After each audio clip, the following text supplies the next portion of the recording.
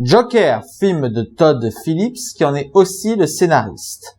Avec Joaquin Phoenix, Robert De Niro, Zazie Beetz et Frances Conroy.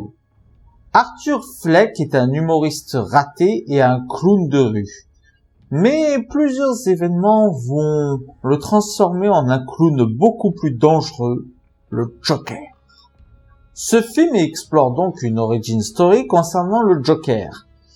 Et je vous avoue que je n'étais pas trop pour. Les premiers designs qu'on nous a montrés me laissaient plutôt dubitatif. Et au final, en fait, c'est excellent. Il y a quelques petites choses à reprocher, bien sûr, comme le fait de vouloir absolument lier la famille Wayne à cette histoire, ce qui n'apporte rien au film et l'encombre plus qu'autre chose même. Et il y a quelques grosses facilités scénaristiques. Je veux dire, tuer 3 petits riches ne va pas provoquer une émeute comme ça. Au pire, ça aurait été une personnalité politique, j'aurais compris, mais là... Mais à part ça, je n'ai quasiment rien à reprocher au film. Bon, déjà, ne vous attendez pas à un film de super-héros classique.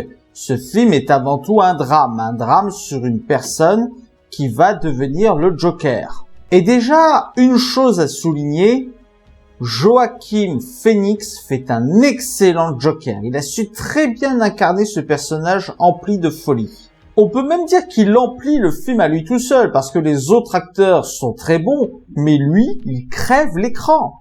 Et d'ailleurs, c'est l'aspect principal qui est traité sur ce Joker, la folie. Je m'explique. Chaque Joker interprète une facette de ce personnage parce que il est extrêmement complexe.